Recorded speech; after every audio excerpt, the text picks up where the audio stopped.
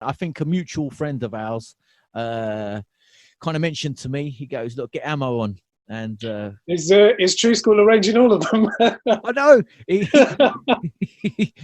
he has helped me a lot. I'll be honest with you, and he's a top guy. And Yeah, he's got a lot of passion still in this day and age. It's a big thing to say. A lot of passion still for music and the industry.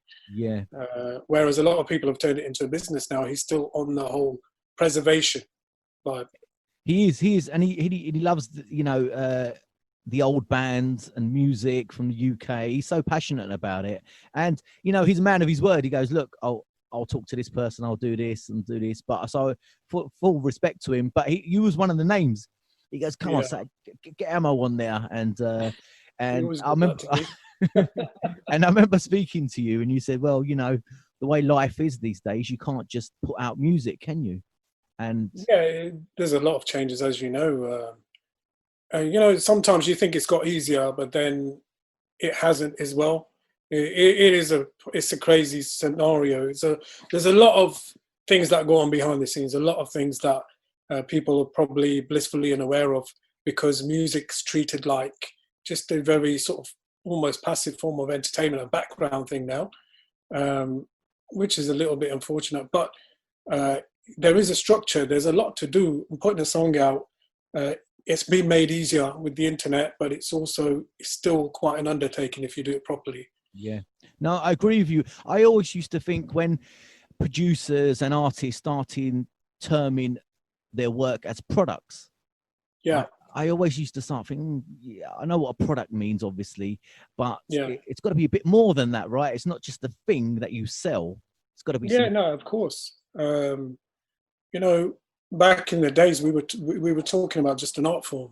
A song was an expression, and if you look at society in general, everything's been packaged up, hasn't it? Mm, Um, Everything's been made into a product, and that's terminology, even though it's probably used in an innocent way, it does to them mean song. But because the business has almost taken over from. I mean, I know from a personal perspective, dealing with artists, I know how people walk into the studio and they're already visualizing the song before we've started making the music. So it puts us in a situation where we think something else is already dictating what we're trying to do. So, that's going to look like that. So, yeah, we'll put this here, we'll put Falana Gaddi there and whatnot. And it does make you wonder, how the art form's taken a back seat a little bit and the business comes forward because obviously videos were not a thing before. So music was just heard and not seen. So things do change. yeah, But you do got, as an artist, I mean, the first three letters give it away, art. Um, the art has to sort of be primary. So yeah, there's a lot of changes, a lot of things change, and we're just trying to sort of find our place in this new way of working. yeah. You kind of navigate in these rough seas at the moment. And when you talk about art, I think it's it probably already has. It's been influenced by social media and algorithms. Yeah, So I think I was speaking to someone and they said, we're going to get to a stage where a song's going to be 60 seconds, a minute long, because yeah, yeah. Shorter things seem to be the thing now. I don't know why. Because value for money would dictate that you want something to last a bit longer, right? But people get bored. It's attention span, yeah, and we've been advised so many times if you're putting a post up, make sure it's only XYZ long. People get bored. People might listen, grab their attention, and it clashes with a lot of things for an artist because sometimes you want people to warm to something, mm, uh, to listen to it a dozen times, and by the 10th, 12th time you hear something different. But that opportunity is not there anymore because you need to either get people's attention or lose it instantly, mm, and it does influence what we do. It's kind of difficult to have conversations about music without going into the negativities. It's because we work in isolation. Music producers just almost, we've got no windows. There's no windows in my studio. You don't know what's going on. You know what I mean? So to come out of that and just have negative things to say all the time is very difficult. Um, so it's kind of, you're always looking out to preserve something that that's worth preserving, and you want people to connect with that. So you do have to put a lot of things aside, and a lot of advice people give, mostly in Punjab now.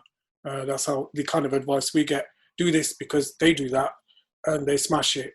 By smash it, what they mean is they influence more people than we do, because of other things outside the music. So we have to sort of find our own way, and I think Suk in particular, Tru-Skool with Check One Records, is doing just that. So that's exciting. Finally, something really great happening in the UK. So yeah, I'm looking forward to working alongside them as well. Yeah, I mean, that's fantastic. I mean, let's talk about some of the early days for you when life was great, and you can make there's no COVID. You can make a song as long as you wanted, Amo, and and put it out there. Was it back in what, 2008 ish? Am I around? We sort of warmed into it about 2008. I think 9 was probably the first release, but my journey started a very long time before that. Musically, it was always on the religious side. And you probably speak to a number of people who always have the Gurdwara background. Mine was literally all of that. It started a very, very long time ago. I was about 8 years old, and my dad sings religious, kirtan and dharmic songs, and he has been doing since the 70s. So automatically, in them days, you weren't asked me, you were, if your dad's a raggi, you were expected to be one too, you know what I mean? So tabla was my first thing. I was taken to the Gurdwara to play tabla alongside him. I did that for 11, 12 years. And we sort of had a huge, personally had a huge amount of fire to do something on this side of things, but it was very restricting in those days. Religion and culture was segregated, kept completely apart. So much so that even the religious music now has got beats and drums and bass lines. We weren't allowed to do that in those days because you would get in a lot of trouble for that. Yeah. Because people were not tolerant in that perspective. There was like, music in China, dharmic music needs to be melodic. So me and my dad, we made a lot of albums. I first set foot in the studio in 1988-ish. And I heard your interview with Bhutto the other day, and he mentioned a studio, J&K's studio in Walsall, where they did Dolla, the first version. And that's the very studio that me and my dad made a first dharmic album in those days. Wow. So this guy who owned the studio, he used to play for Roshni, the Bhangra band. Yeah.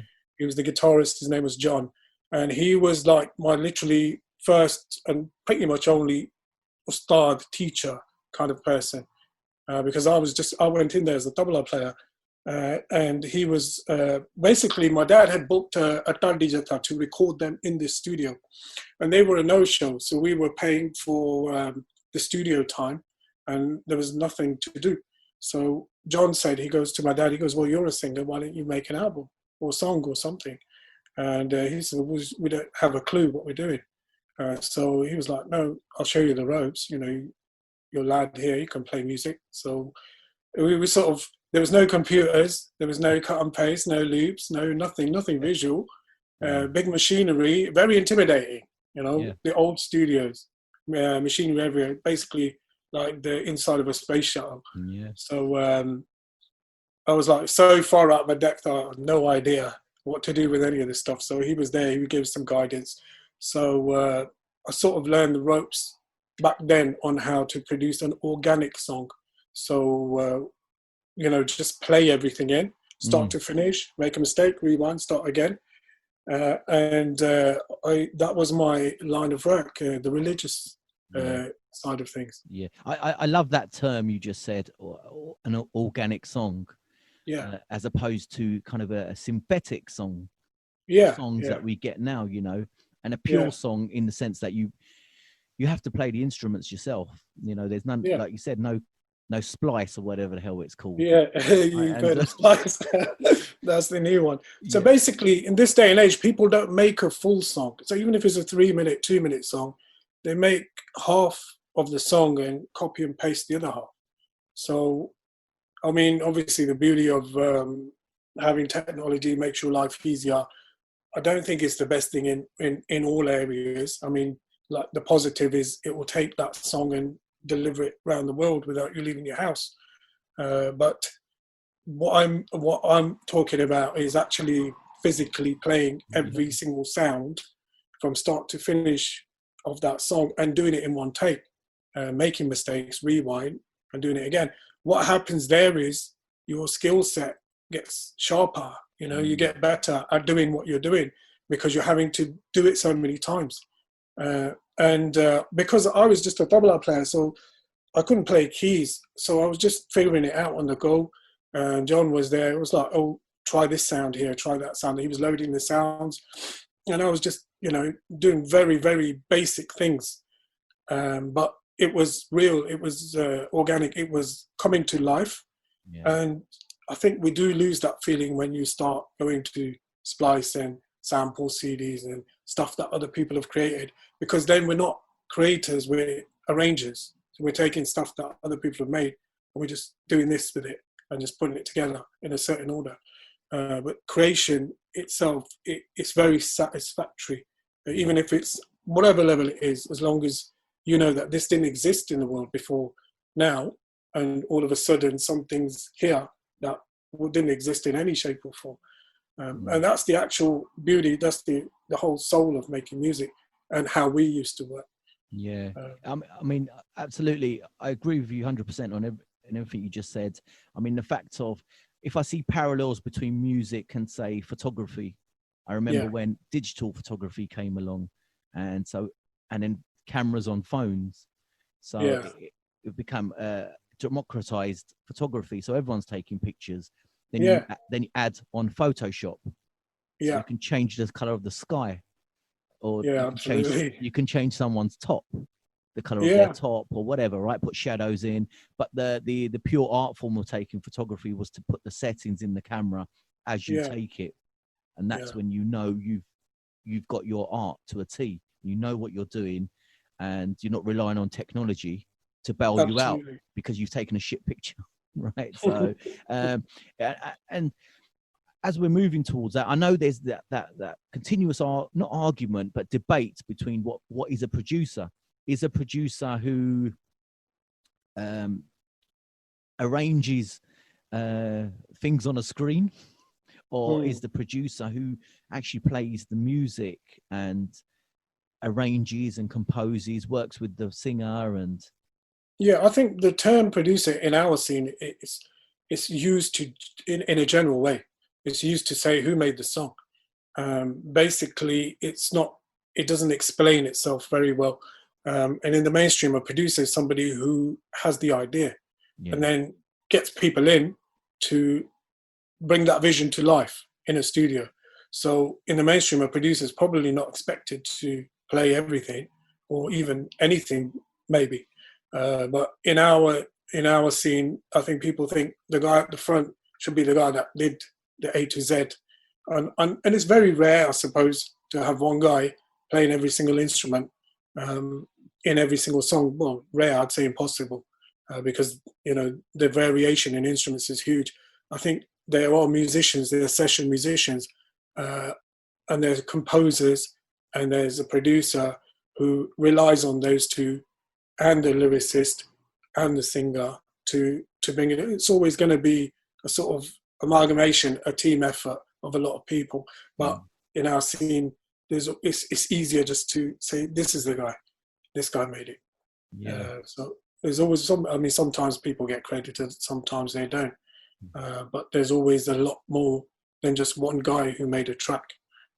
Yeah, absolutely. I mean, you know, being Punjabi, we like things simple, Amo. You know, who made it? Who is it? Who's it? Yeah, that's the guy. And we kind of forget about everyone else involved.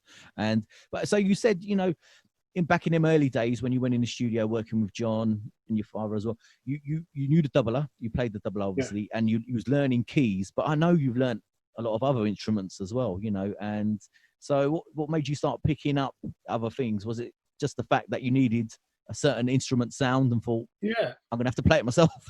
It was literally that. It was like, okay, initially it was like, we ain't got budgets to pay all these people to come and play stuff. It was almost easier because I had tabla knowledge. Tabla is basically one of the core instruments because it's got rhythm and it's got melody in a tabla. So when you're tuning it, you need to have an ear for the pitch. And when you're playing it, you need rhythmic structure.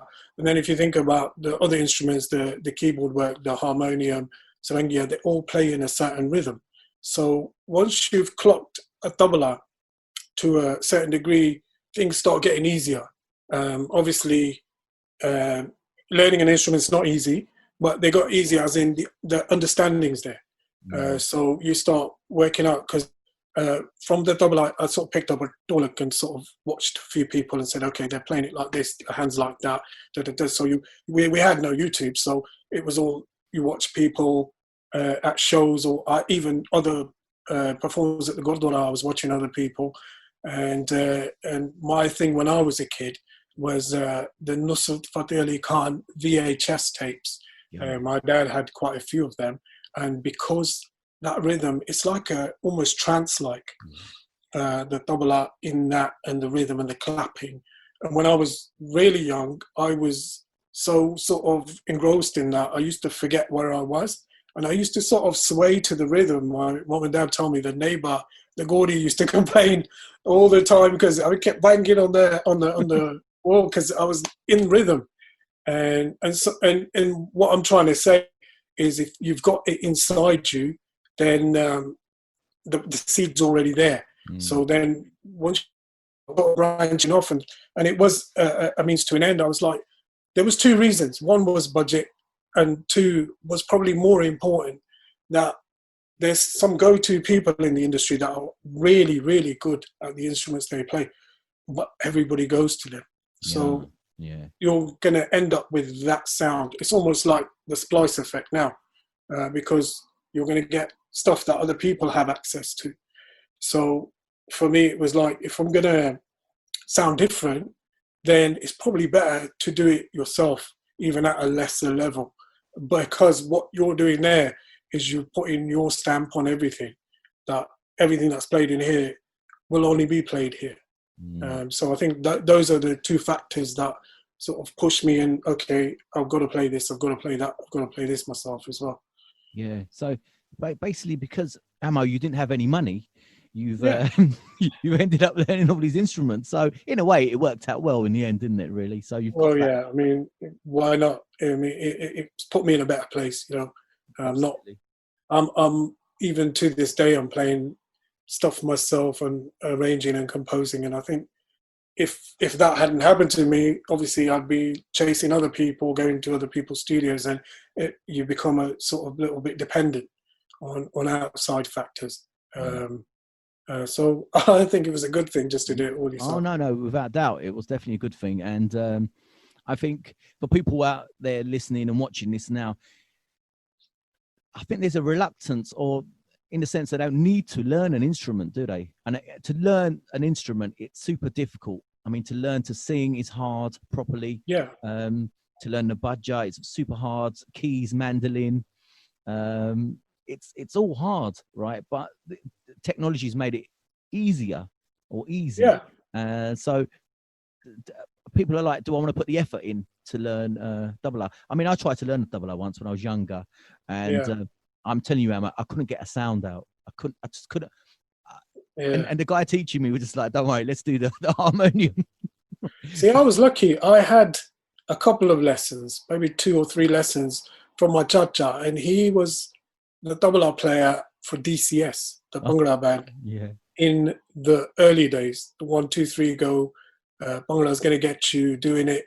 My chacha, Amo Hayer, curly haired chap, he was the tabla player, extremely good tabla player. And he got me past that hurdle, that this is how you put your hand on it, this is how you get a sound out of it.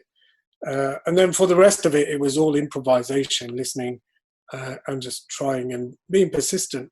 I do think we had more time in our lives to be devoted to a set thing back then. And that always helps, because I was made to come home from school and spend an hour on the tabla. Yeah. And obviously, I didn't know what I was doing. I was just bashing it. But sooner or later, the noise turns into sort of music. If you're persistent, if you keep at it. So it's definitely self-taught. There's two sides to it. There's a lot of people that would go against what I say and say you need proper teaching, you need the style, you need to learn the language, which I fully agree with, and I understand that perspective. But from my point of view, there's no wrong or right way of doing music. So as long as people are liking what you're doing, for me, being self-taught was meant that I'm just doing what's inside me, it's coming out. Nobody's saying this is your formula, these are your lines. It's like almost like doing a course or something. Somebody's told you exactly how you should do. So what happens then is you're going to sound like somebody at you. So for me, I think I got an advantage by not having proper tutoring. But again, you've got to have something inside you to do that. And I've been lucky because I've had, with Tru-Skool, we've talked about instrumentation, we've co-composed things, we've sat together, and he's got an extreme amount of knowledge, and we've worked out how to play things just by that, just by looking at the instrument, saying, right, how did they make this do this, and referencing old material, and that's how even on albums like Back to Basics, that's how we were doing these things, and it's mad that us guys from here, we're doing something that Punjab in the 70s and the 80s, the great names of folk music were doing, and it's sounding pretty good. So you've got to have an extreme amount of passion, I think. Yeah, that really leads everything. It's sounding really good. Really, really good. And the sounds that came out, I mean, I think you're right. I've never thought of it that way, in the sense, because no one's taught you, and you haven't got, you're not, there's not a framework where you kind of stick into and think, well, my star didn't teach me that, so I better not to try it that way, or I better not try and make a sound that way because it might be wrong. But really, there is no wrong or right, as long as it's in, I suppose, in key, in beat. And I think that's kind of the rules, right? So other than that, you're kind of flexible in which way you go. So there's elements to both, isn't there? It's good to have an understanding, I'm sure, of the basics, but to have that freedom to kind of play it the way you want to play it. And that's kind of sometimes when you find these unique sounds. Yeah, I do think it's been very helpful. But again, it's a tricky one, because I would always encourage people to get tutoring, but also find your own stamp and your own sound. So almost like learn the basics, like you say, and then sort of mold it to your expression of an instrument. Obviously, as you know, there's so many different ways of playing a tabla, and every single instrument. So every percussionist has a brand, has a stamp, it's the exact same instrument, but it's the way they play it. I would encourage that, as in to get proper lessons, but also mold the sound into your thing.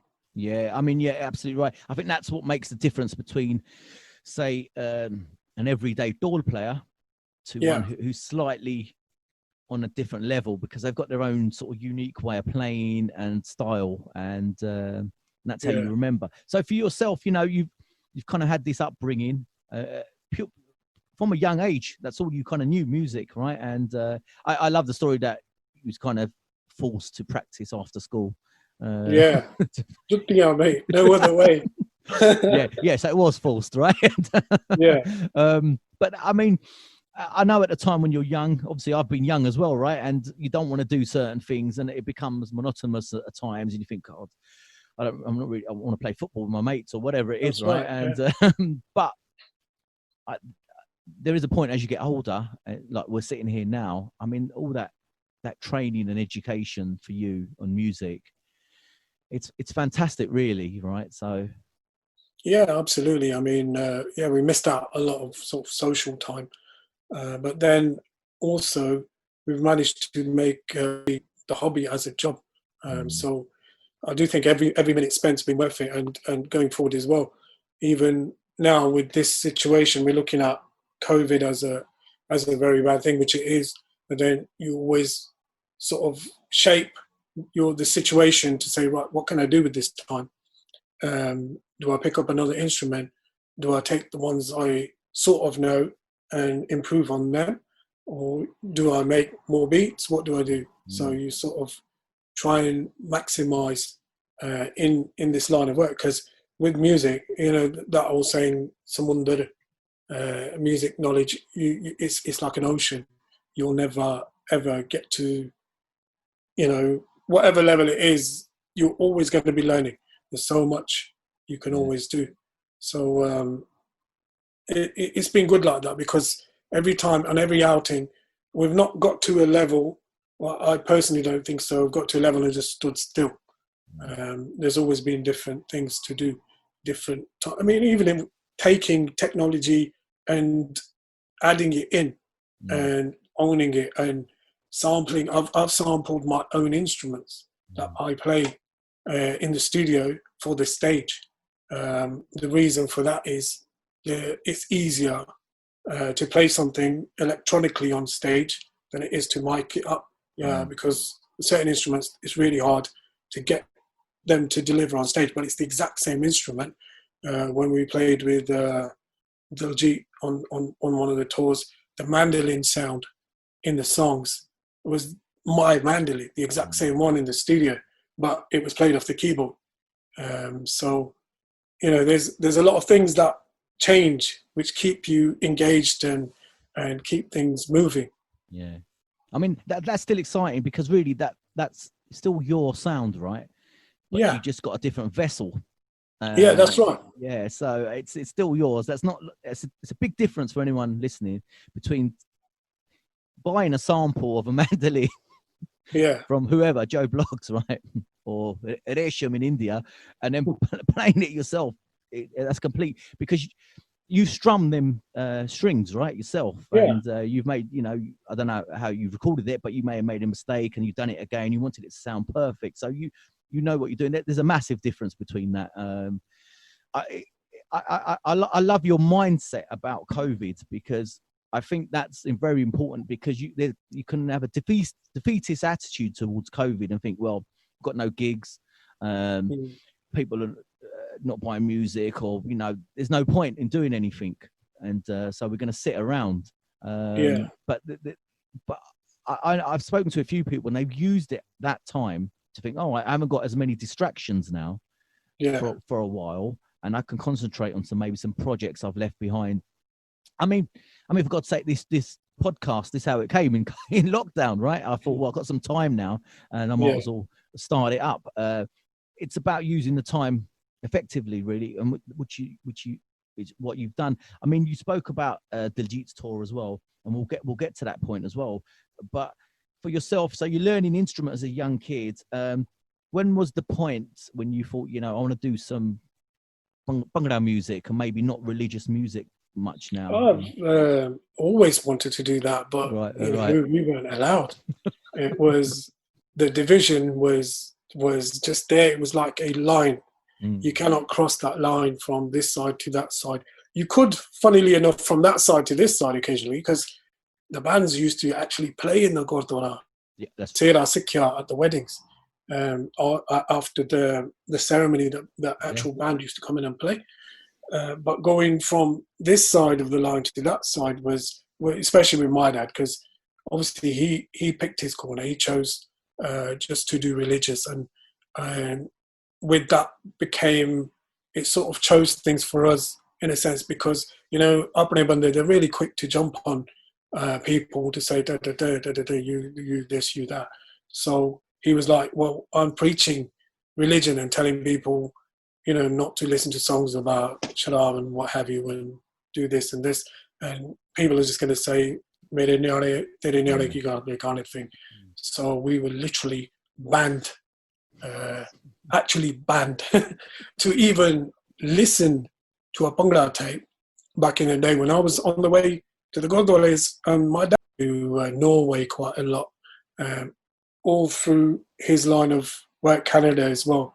And I used to have this Bhangra cassette in my pocket. And so when he was finished, he used to chill in the Gurdwara with his mates and have little tea and jalebiya and chill out chats. I used to run to the car, get the cassette out, Apna Sagi DCS or something, play it in the Gurdwara car park because it sounded good in the car. And as soon as he came out, switch off, quick, hide the tape, put the religious one back in. That's the kind of strict upbringing we had. So even though the desire was huge to be involved with the Bhangra scene, there was no opportunity. And we were literally walking past these people in the same studios.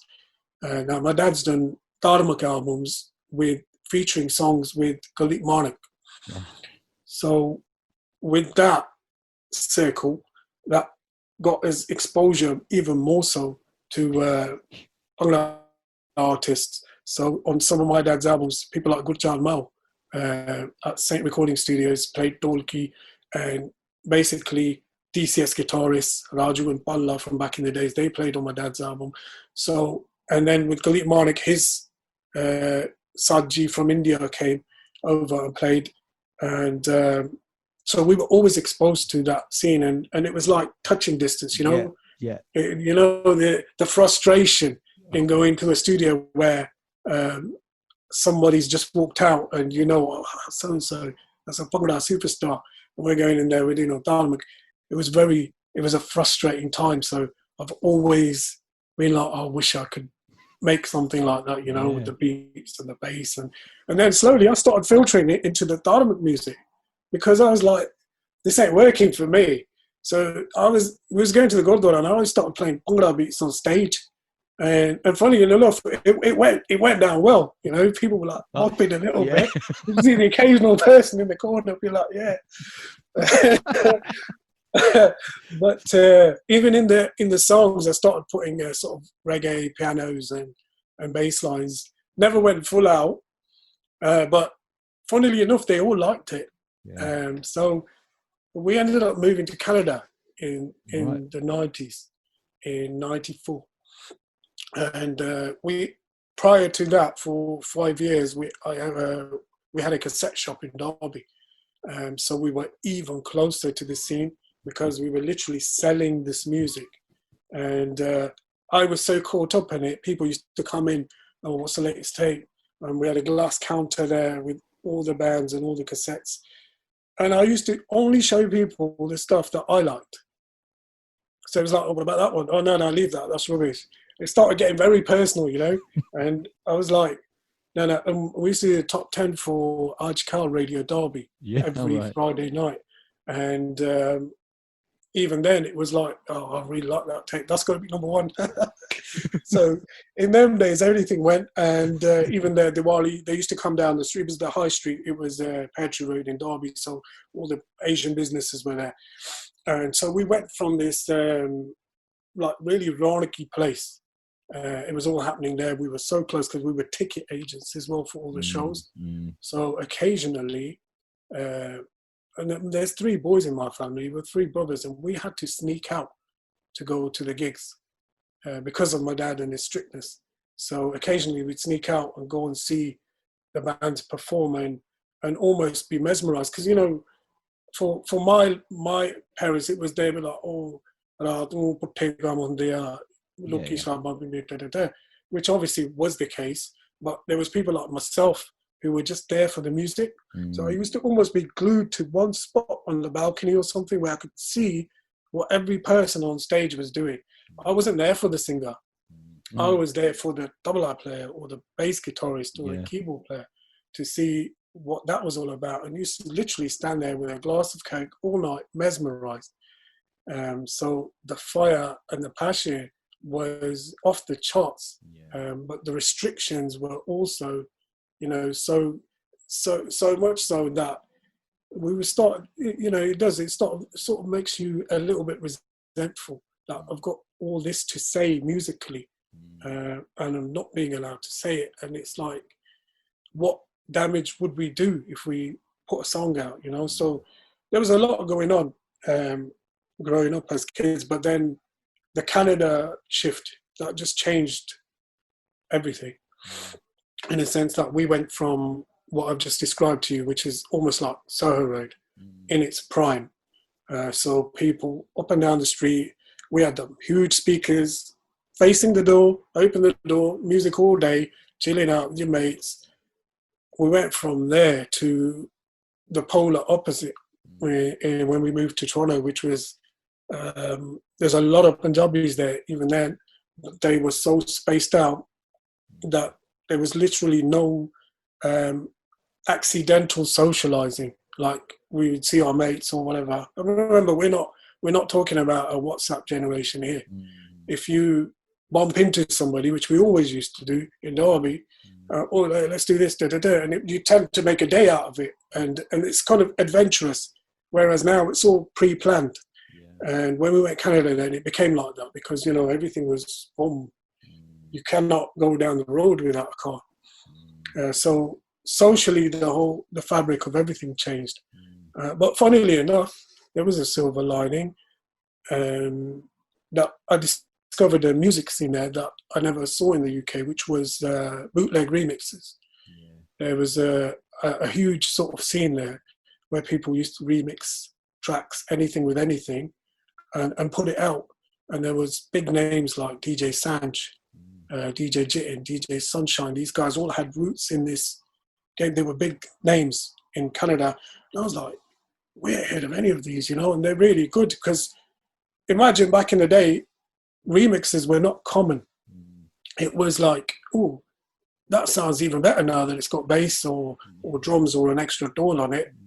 And it wasn't easy to do. So discovering this scene, I just sort of twisted my dad's arm and goes, look, let us do this. We won't put our names on it. So let us just do some remixes. And he said, yeah, so that was my first taste in 1994 of making anything other than religious music. Yeah. Wow, that's amazing. That's not where I expected you to say to me that your introduction really was them Canadian remixes. Because I remember them remixes. I remember the covers, always usually had weed on them or something. Do you remember them drug references? Yeah, I remember. Right? And I remember them remixes, and there was some good ones, but there's a lot of bad ones as well. I remember rightly, you know. And so, which ones did you? I'm not asking you if you did a bad one or a good one. I did a series called Case of Bass. Right. There was 3 volumes, 1, 2, and 3, and I did a Galit Marik remix called Mighty Marik. So really? I remember that. I remember that. Yeah. And they were actually all bootleg and released in Canada, but they found their way over here. Yeah. And again, there was nothing digital then. Nobody was emailing anything. So somebody picked up the albums from there, came to Southall or wherever, started duplicating and selling them on the high streets here. And I didn't know this at the time because obviously I'd branded myself the Doll Company. And do you remember that multi-tone logo of the Doll sort of figure? Yeah. We made something similar like that because I was quite intrigued by that. And I was like, okay, this is us, the Doll Company. That's our sort of remix arm. The first one we did was Case of Bass 1. And it had a really, really good response. So the guy that released it was basically a shop owner. He goes, it was sort of, and we didn't have any equipment. We didn't have, again, budgets for studios. Yeah. So what we had was access to, in Canada, you can hire anything you want. You can hire a microphone, cables, samplers, anything you want, basically, mixers, anything. So we used to block hire equipment for a month and then get in the basement, because obviously basements are a thing in Canada, which is basically just like a ground floor flat, but underground, and just work away. And because we were doing remixes, there was a whole thing about, well, where do we get our sounds from? So there was a thing back then called, I think it was Columbia, a mail order thing where they sell CDs. So they give you X amount of free CDs, and then you commit to buy one a month for a year or something like that. So we did a little bit of a shady one and signed up loads of things on different addresses we got about 50 CDs, all hip hop music and things. And that was, okay, we got some samples now. And then to be different, I wanted to record some sort of sounds that people are familiar with. I don't know if you remember, some of those remixes had The Simpsons, Woody Woodpecker, things like that in there. Yeah. And I got my younger brother, who was 10 at the time, because he used to watch cartoons all day. So I recorded them. I put a tape deck in front of the TV. I goes, right, record. And then get these TDK D90 tapes full of PV, and then go through them. Painstaking work this was.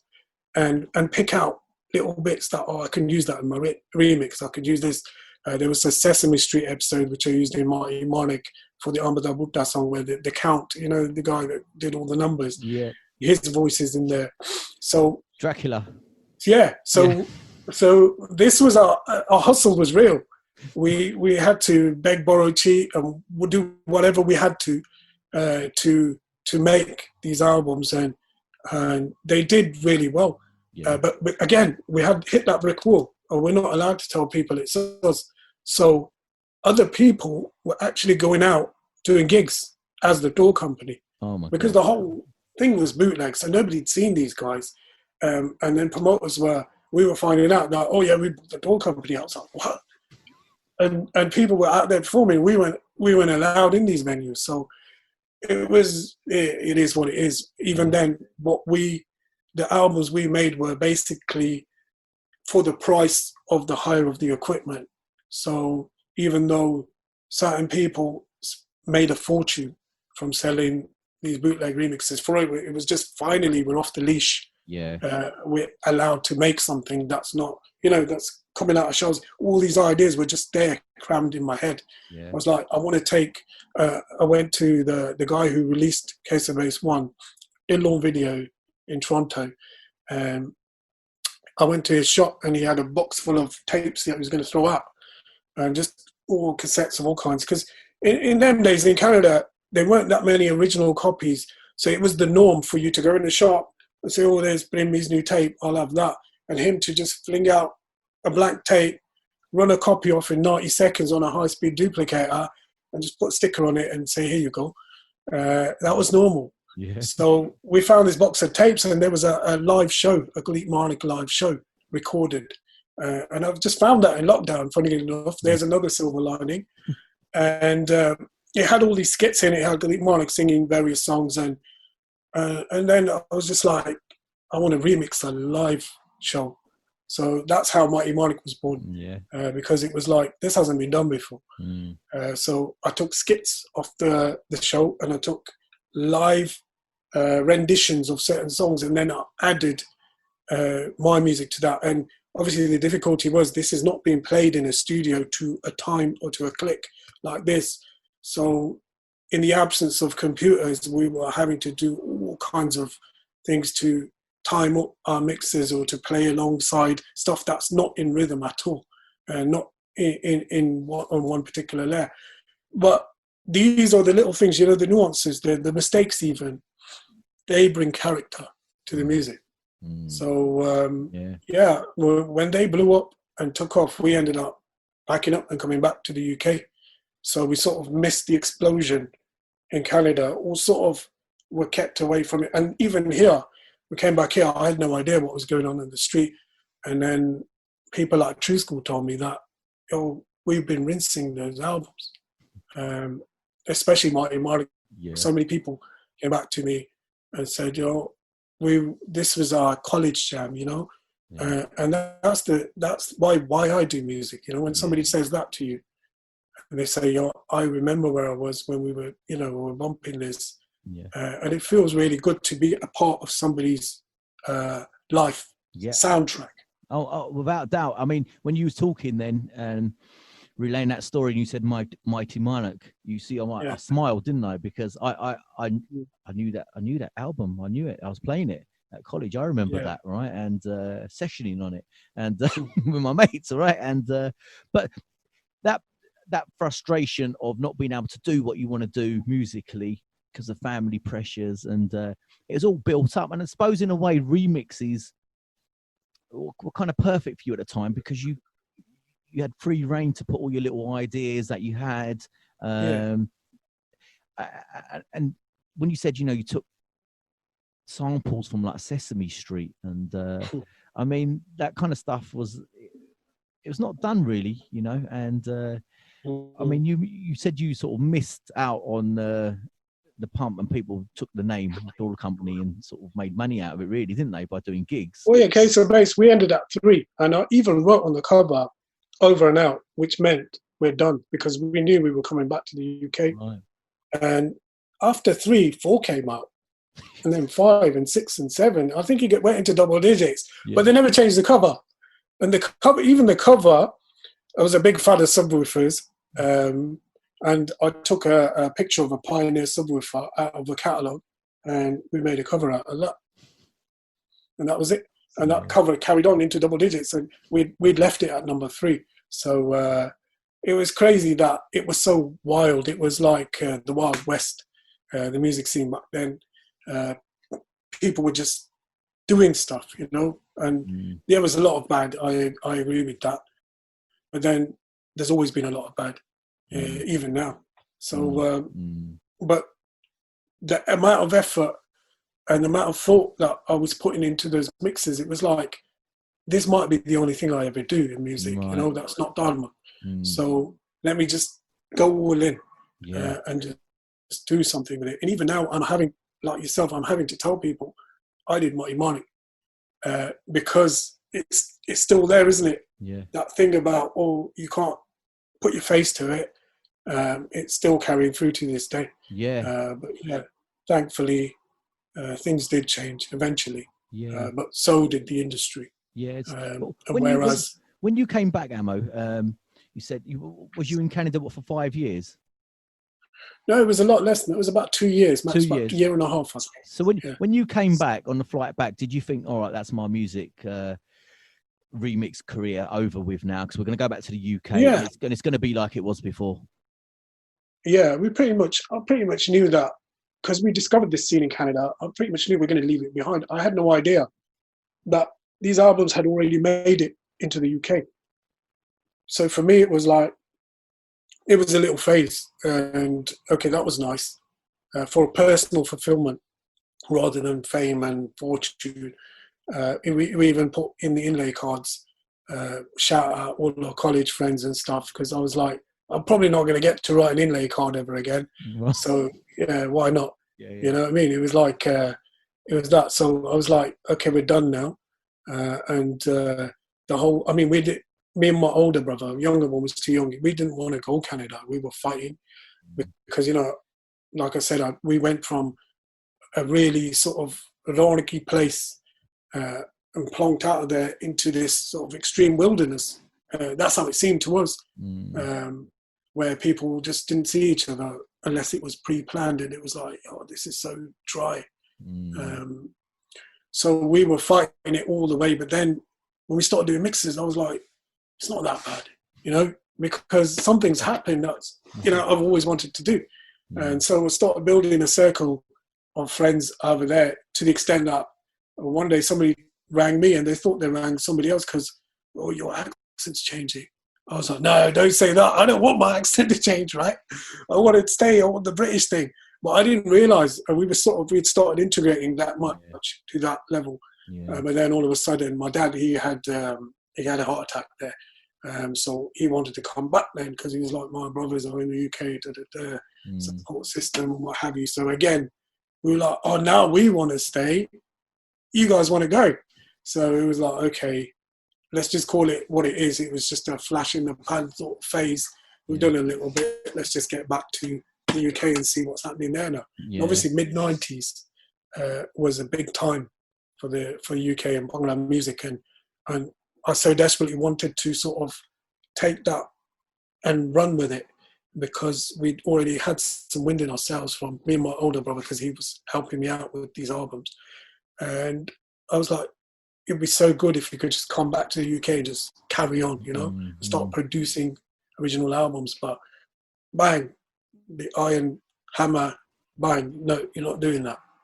So because he went back, so my dad went back to his circuit with the Dharmic stuff.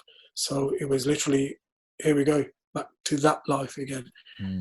So yeah, it was probably even more frustrating because we'd Yeah. have, when you get a taste of something, Absolutely, yeah. You've had a yeah, taste then this you think, time. oh, Yeah. what more of this? And then you're being told that, you've had a taste, but you can't have any more. Mm. So it was kind of difficult emotionally to deal with these things, but we really had, we were sort of that way inclined that we didn't want to sort of go that far away from it and just, run off and do what you want kind of Mm. thing. Mm. So especially after my dad's heart attack, it makes a person weaker and what have you. Didn't want to sort of rock the boat anymore. No. So we sort of let it be and just came back and sort of just molded back into society, started working and re-establishing from a family perspective ourselves in the UK, whereas we'd left it all behind and sort of been done with that. So we had to sort of come back and start from scratch. Yeah. So it kept us distracted. But then those are the days I sort of connected with Suk, with Tru-Skool in Derby. And he's a few years younger than me.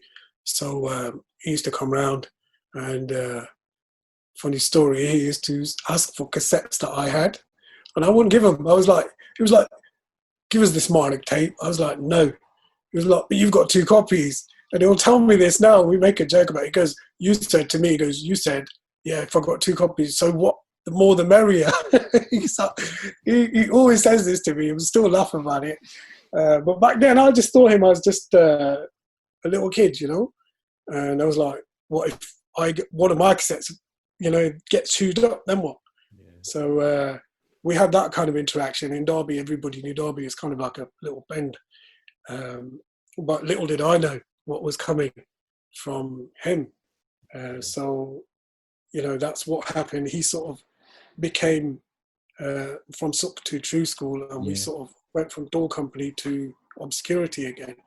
And then the Kaos Productions thing sort of started bubbling up after that. Again, in the mid to late 2000s, Suk, he was hanging about with my younger brother then. My younger brother, obviously, by then, he got himself interested in music. And all my, by then I'd bought a computer just to mess about with, and I passed it all to him because I really lost interest. And, once you get rejected so many times, you think to yourself, I'm done now. There's some things you just can't change. And I've just had enough, like, it's not going to happen. So I let him have all my equipment. And then Tru-Skool used to come around and they used to jam together and things. And he always said to him, he goes, Amo, he needs to get back into music. He could do a lot. And he kept saying it, and then he kept telling me as well. And I was like, nah. But then slowly, he sort of started pushing vocals my way, calling me down to his house, sitting with him on sessions, watch him work and listen to the beats and things. And, it sort of reignited an interest to say, there's still some life here. There's still something that can be achieved. When you kind of stopped, Amo, when you said I was getting rejection, was that like from family or you just had it was all family really. I mean, look, family support is very important for Asians in whatever you do, to the extent that it could make or break what you're trying to achieve. Yes, things are possible without that, but you've really got to go against everybody and climb a mountain, so to speak. So I think with my dad and it wasn't just a normal sort of 9-to-5 dad. This guy was known, in these circles.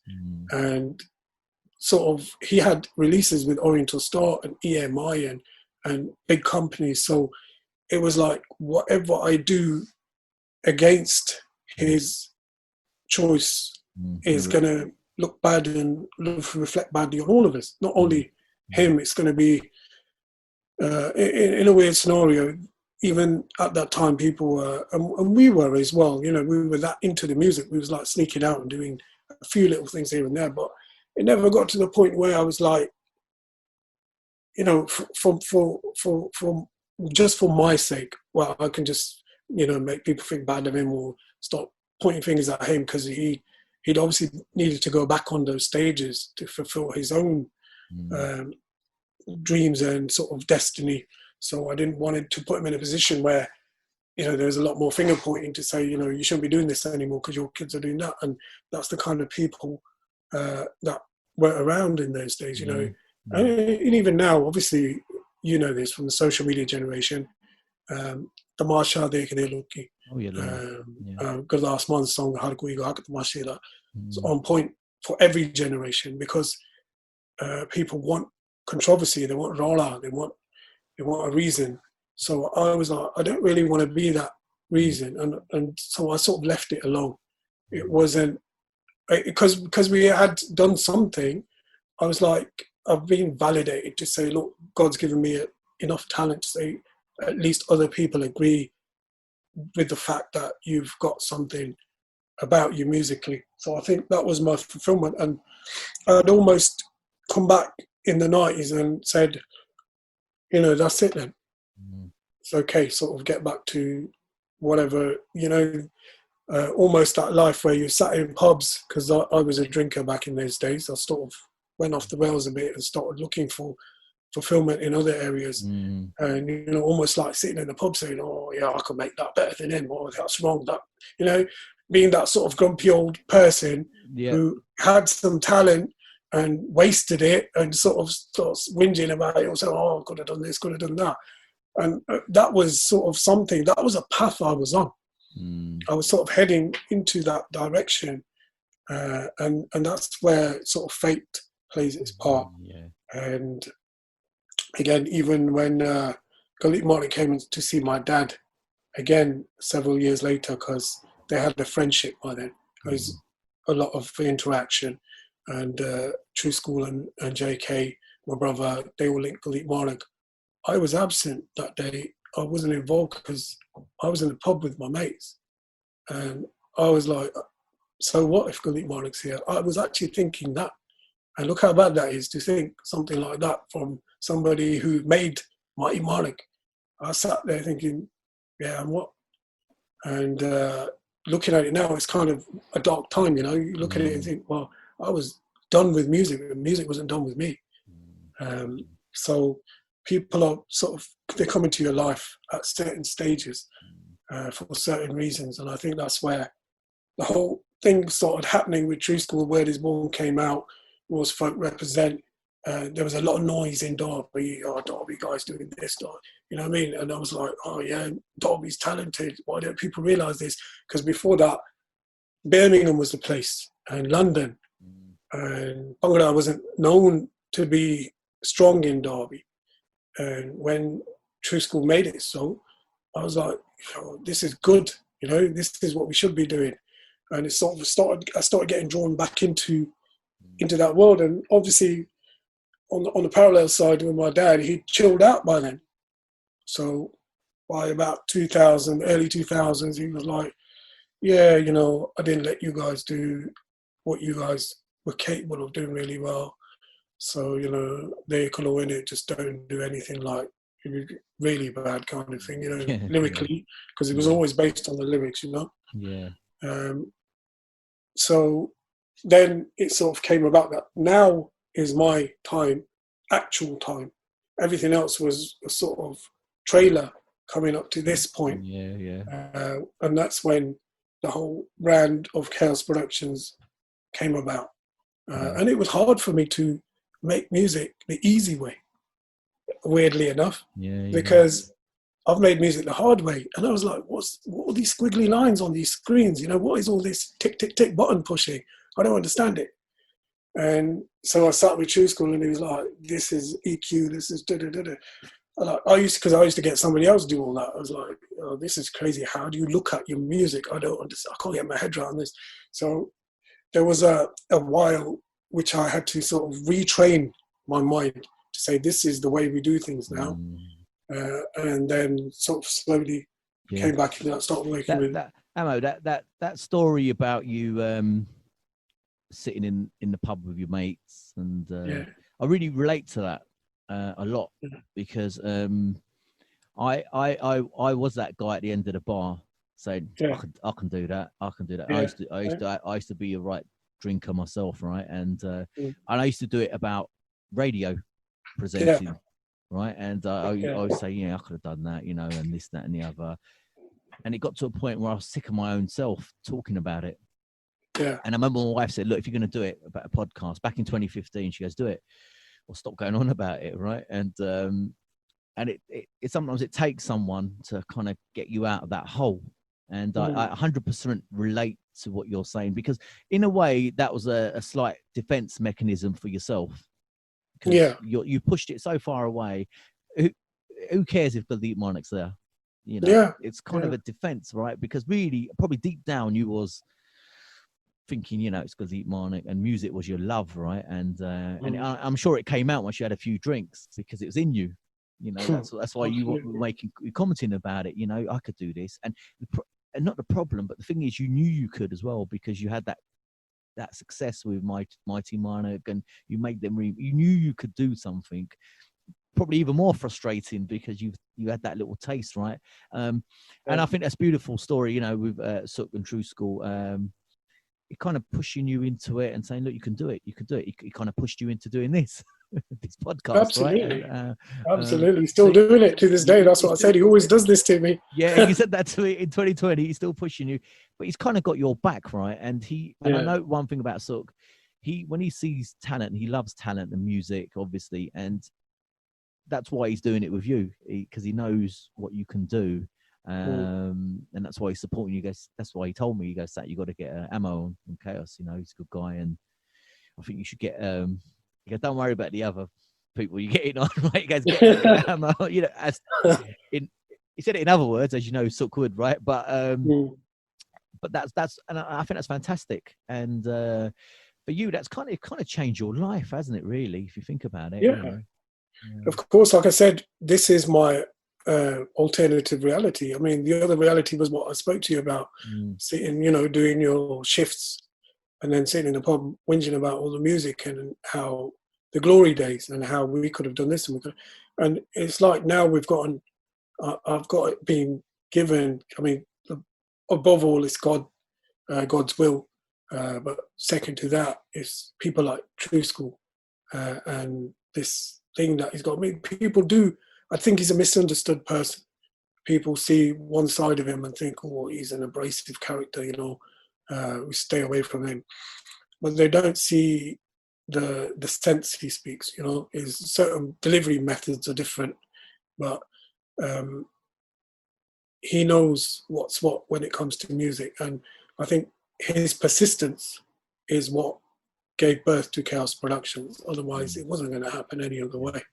And when it did, then, you know, it became sort of, okay, there's a spark in Derby now.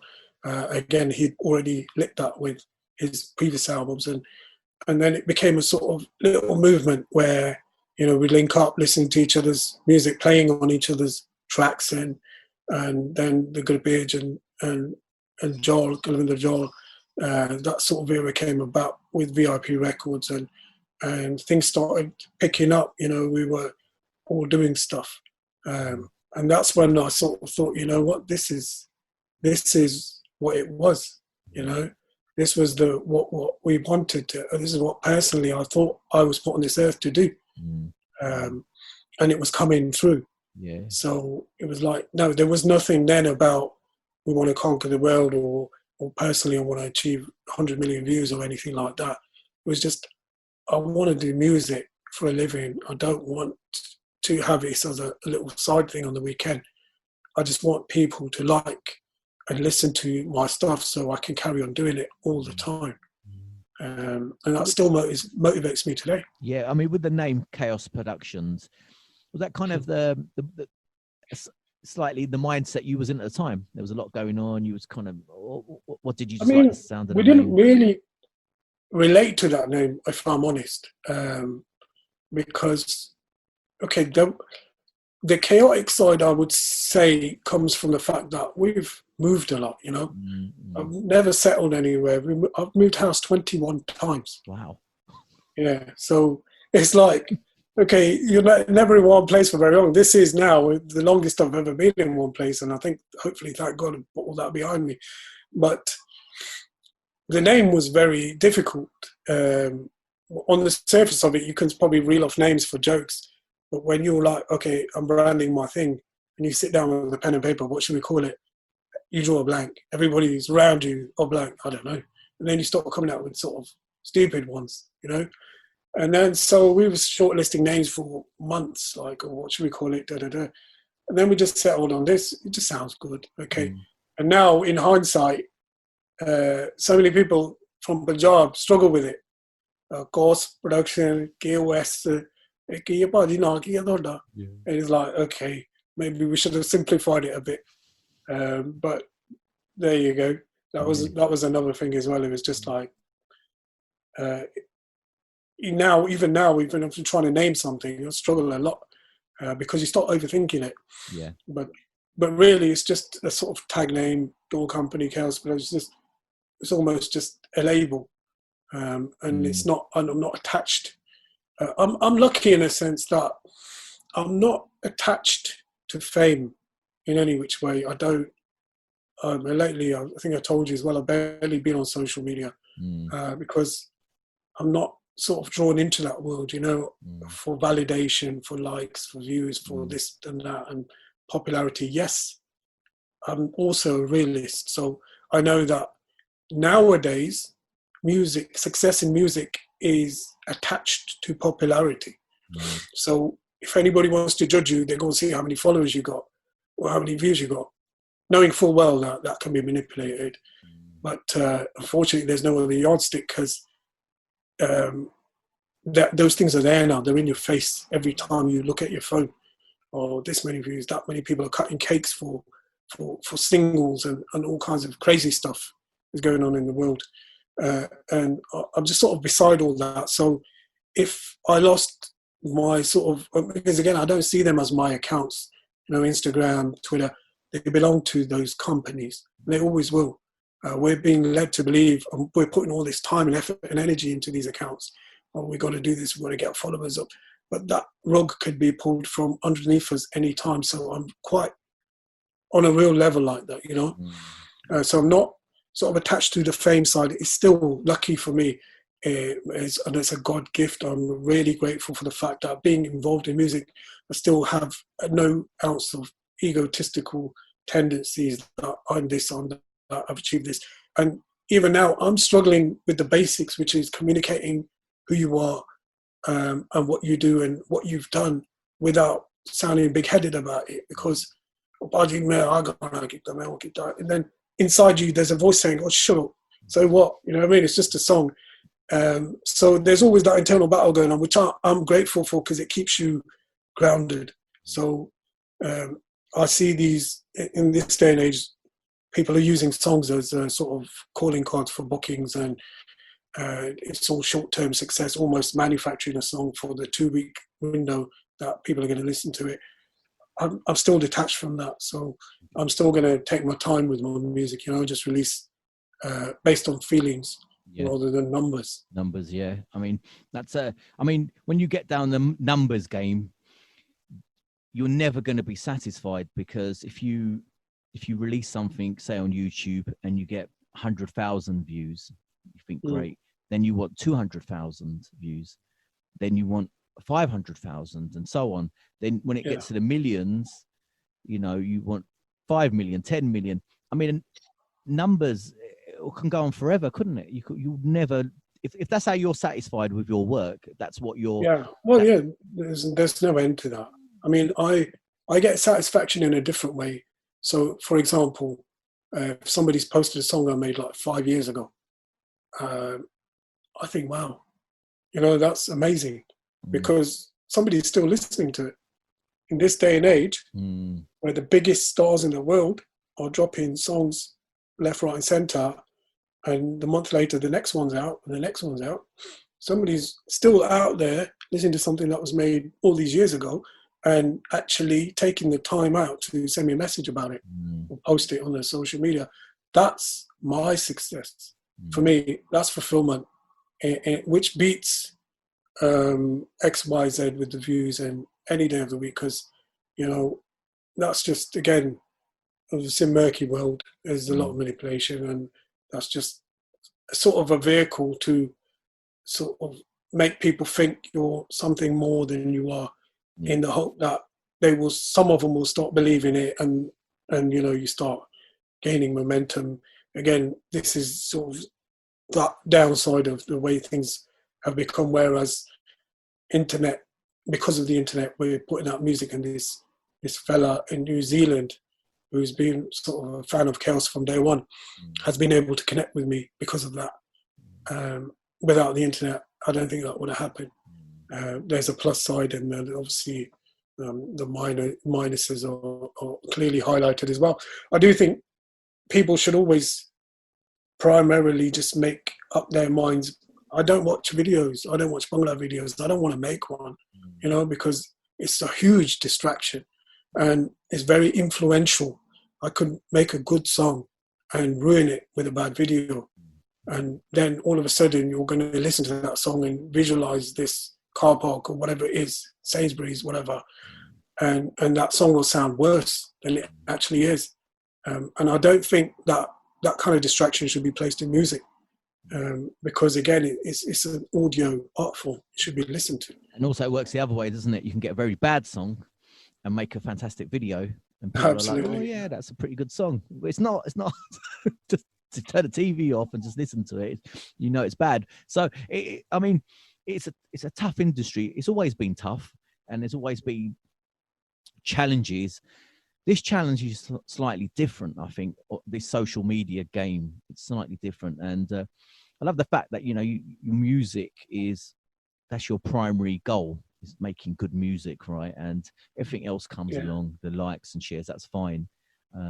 Because what will happen is, like I said, if someone turns off Instagram or Facebook or YouTube, you still got yourself and your music, you know, it doesn't affect you.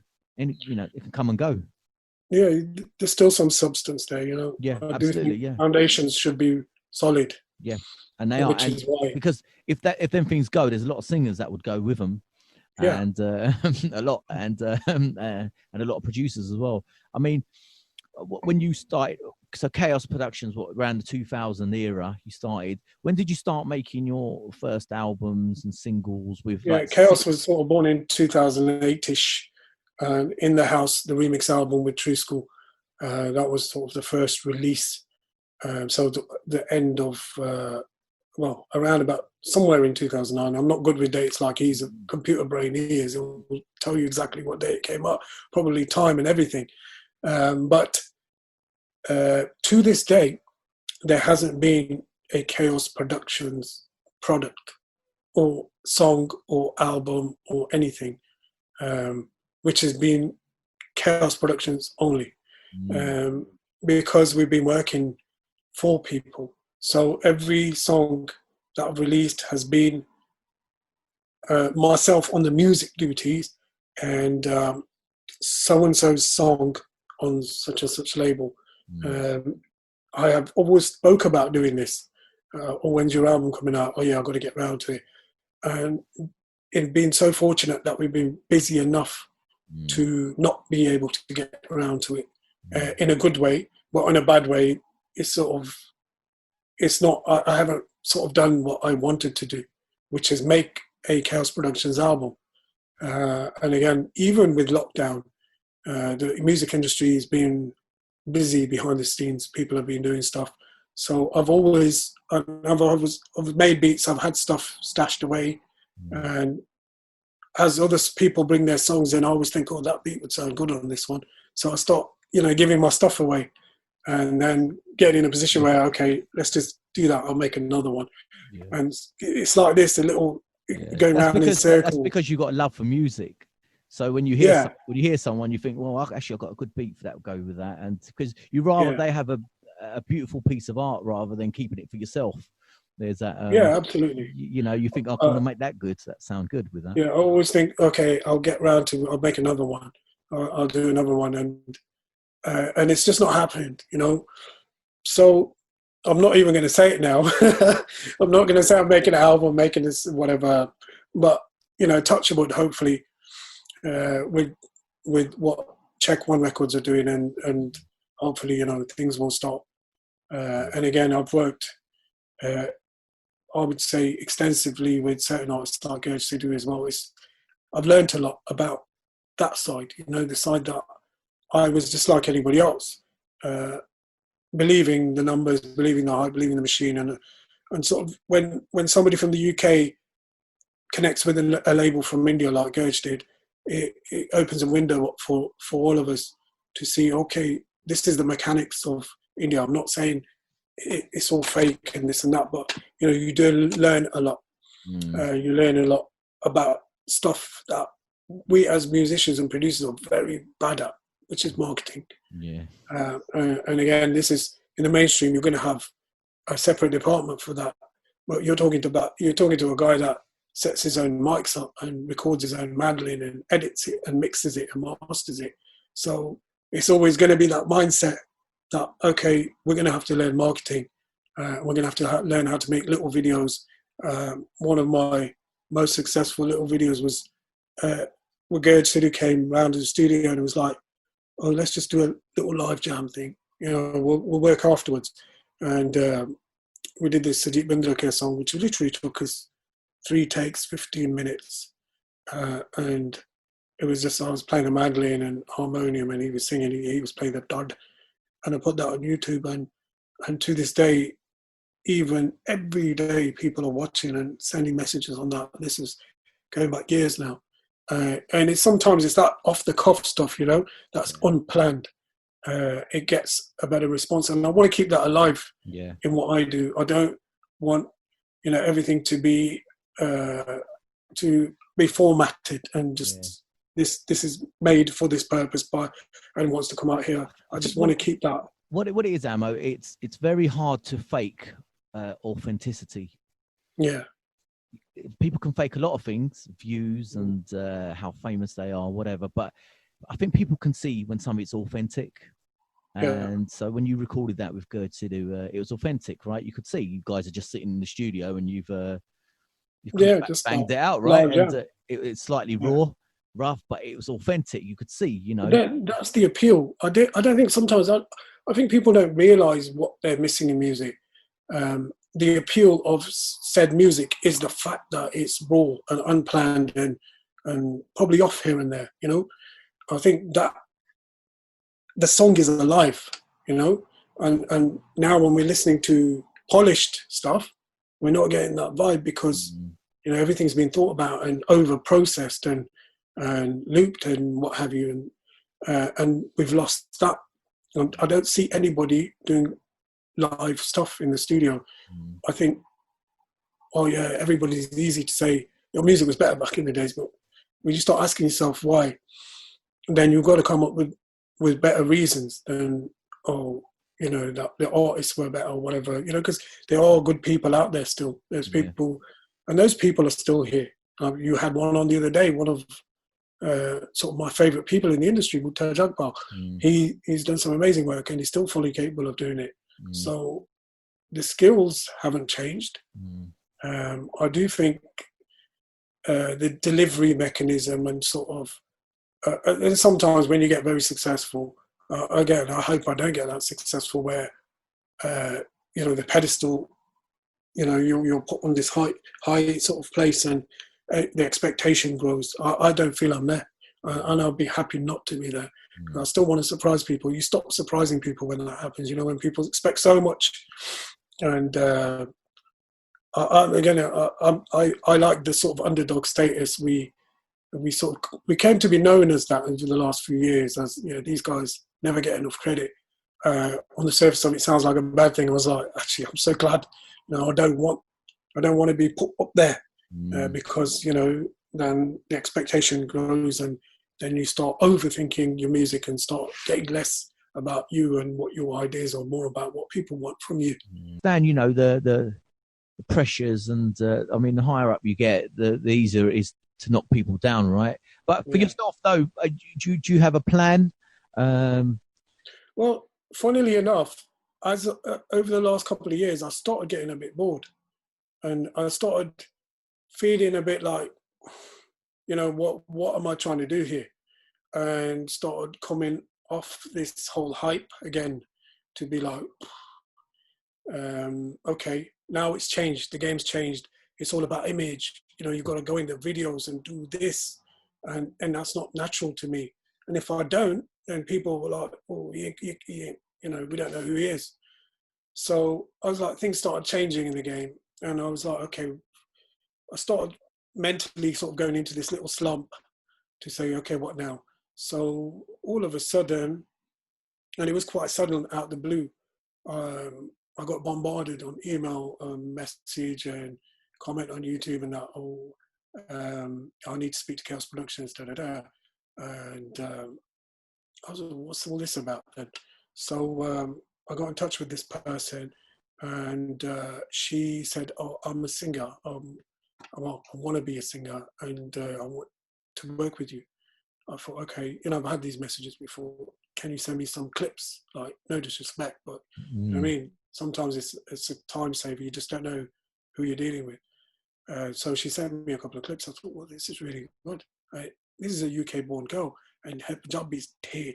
And she's got this rawness and this energy. And one of the best things about her was she was communicating with the camera without singing. You know, had that whole sort of persona, that whole sort of performer inside her. So I arranged a meeting at the start of last year, and this girl's, her name's Deesh Sandhu, and she was like, okay, I want you to be my manager. I was like, what do I know about managing, man? I'm a producer. If you want a song, I'll make you a song. It'll cost this much, blah, blah, blah. You go make your video and release it. She was like, no. I want to work with you. I want you to do everything. I was like, okay, well, this is strange for me, because why are you asking me this? It's not my thing. I've not got any proven track record.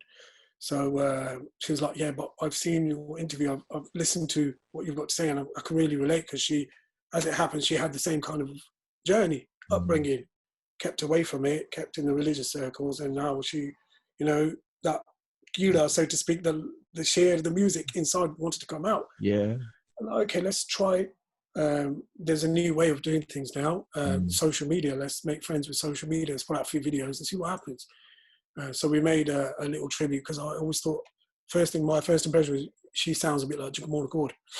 So we did a tribute to Jagmohan Kaur and put it out on YouTube, and people were on it. People were like, is this girl from here? She can't be from here, because Punjabi is so important. So, like we do with JK, when he speaks Punjabi, people's like, oh, this guy can't be born in the UK. She's on that level, and so what happened with that video was quite amazing. We put it on her Twitter, which was brand new. Twitter account had about 25, 30 followers, right?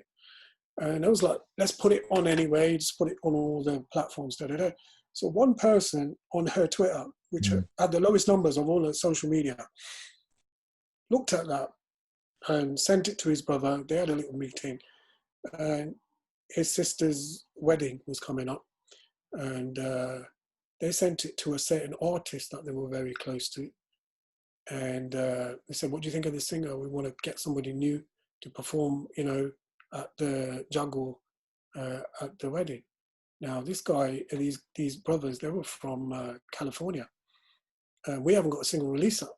So we've just done a little tribute video, filmed in my studio on my phone, music made in that studio, just some Jagmohan Kaur tracks. And the said singer in question was Jazzy B.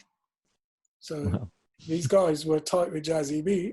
They got his opinion, and they rang me to book us to go out to California last year at this wedding and perform without even a release. Obviously, I thought, this guy's pulling my leg.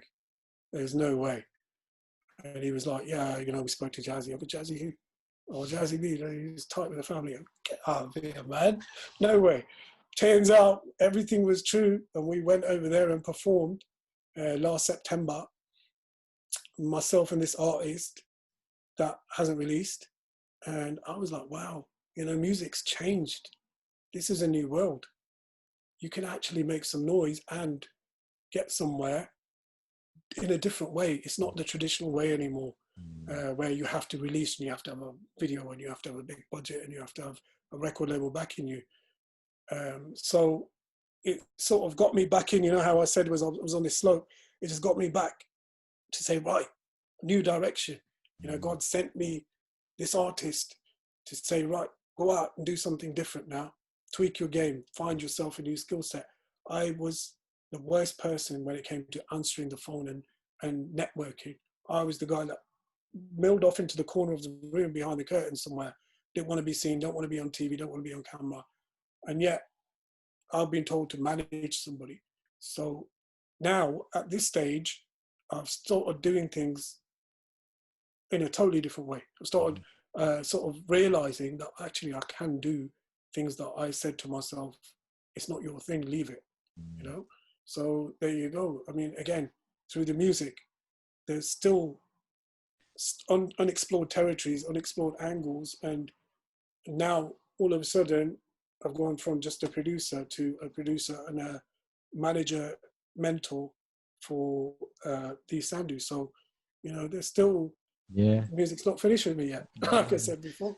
And there is positives of social media and the internet, as you know. Huge. So we've talked about the negatives, which are obvious for a lot of people, but the positives are there as well. You know, you can put yourself out there and an artist like D Sandu, and look what taking you all the way across the world to perform without even having to release that. So would you be creating some singles with her and albums? Yeah. So again, with this downtime, we're sort of taking advantage of the fact, and we put a single out in March, but now I'm thinking she's new. We need an album.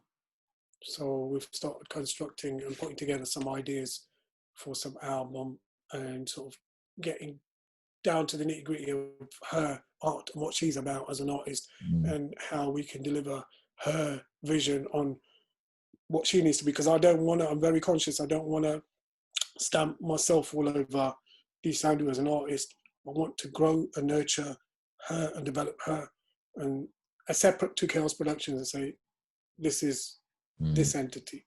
And then, you know, again, being UK born, again, COVID just got in the way. This was going to be a fantastic year for her because we did quite a few events in the end last year. A lot of lady Sangeets and Mendis, the jungle parties and things like that. And this year was looking very busy. And also she got picked up to be BBC Asian Network introducing artist of 2020. Couldn't have picked a worst year. But obviously we had that banner behind us, so things were looking really good. Unfortunately, things didn't turn out quite as planned, but we're still being positive and taking the positives, because in such a short space of time, I've gone from my studio to so many places even like Middlesbrough and Cardiff that I've never been to. But through the Millas that she was booked on, ended up on these stages, which was a largely non-Punjabi audience. Sort of mixed up communities, a lot of Muslim communities and stuff, and she did very well because her background before partition was Lahori. So that brings another angle in, which might seep into the music. So, you know, there's a lot to do. There's a lot going on. And I think the industry is definitely crying out. I mean, there's a lot of young male folk Punjabi singers, UK born. There's a lot of them coming up, ain't they? So they're very good ones, right? But there's not a female one, is there? You know, no. That's another sort of huge plus point from my perspective, that there isn't one. And in the history of UK Bhangra music, females have some have made a mark, but really nobody's gone to big heights. And I do think, why not? You know, why not? In this day and age, especially. So we've got a lot of sort of people, like-minded people, supporting the concept and the ideas. So once we're out the woods, I do feel that we'll hit the ground running. And again, hopefully that will mean that I can still do the Kaos stuff on one side and then do the artist development on the other side. So there's a lot coming up. So that it's kind of a crazy story, Amo, if you think about it, right? From young Amo in Derby, and now sitting here in 2020, an artist manager, and producer, and you're working with a female artist. I mean, it's quite a journey you've had. Obviously, we've missed some major parts as well. Like you said, you mentioned like you played on tour with the G Dosanjh as well. Yeah. But I think it's been fantastic speaking to you. I've really enjoyed it because I've learned so much about you as an artist yourself. What kind of motivates you, and I hope people listening and watching, when you do release stuff with Dish Sandhu or even yourself, this long-awaited album from yourself, even when it comes out, fingers crossed. I hope people go out and listen to it because I'm sure they can tell, the love you have for the music and, the time and effort you're going to be putting into it, to make it sound just as you want it to sound. So exciting times for you. I'm coming towards the end, unless I've missed something. I'm sure I have. No, it's okay. Well, I think we're done. Yeah. Stories are too long. We'll do another one. And that brings me. I just want to, I would say it's too long. My story is. I did that interview that Dish saw. I did with Punjab 2000 on their YouTube, and it was over an hour. And I was like, don't post it because people are going to get bored, man. Nobody's going to watch this. It's too long, and there was no way they could have cut it because again, it was like this. It was sort of the journey, and there was no way of editing it. And because they didn't listen to me and they posted it, I got to sign Dish Sandhu. From that. So fate, it works in. You know what? You're right, because there's a point. We live in a world where it's like 15-minute little interviews, 10-minute interviews, and this kind of stuff, right? And I didn't want to do that because I don't think you can really have a pure conversation with someone, authentic, pure one, in about 10, 15, half an hour even, So I like, people will listen, trust me, because these days you can pause it, can't you, and listen to the rest of it later. And that's what I'll be doing. yeah. And but so thanks for coming on. I've had a great chat with you, and I'm really looking forward to hearing some of your stuff coming out. So before you go, because we're living in a social media world now, where can we follow you, Amo? I've been on social media for a few years now, so it's pretty easy to follow at Kaos Productions, and Facebook is at Kaos Productions UK. And just from there, you'll just branch off and find all the links for whatever else I'm up to and doing. So yeah, I need to update that now as well. Get some more content. Yeah, get some more content on. I'm sure there'll be content coming out very soon. But Emma, look, thanks for coming on, and we'll have to catch up maybe in 2021 and see how things are getting on with you. Respect, man. Thanks for having me, man. Take care, and thank you to everybody that listened to this.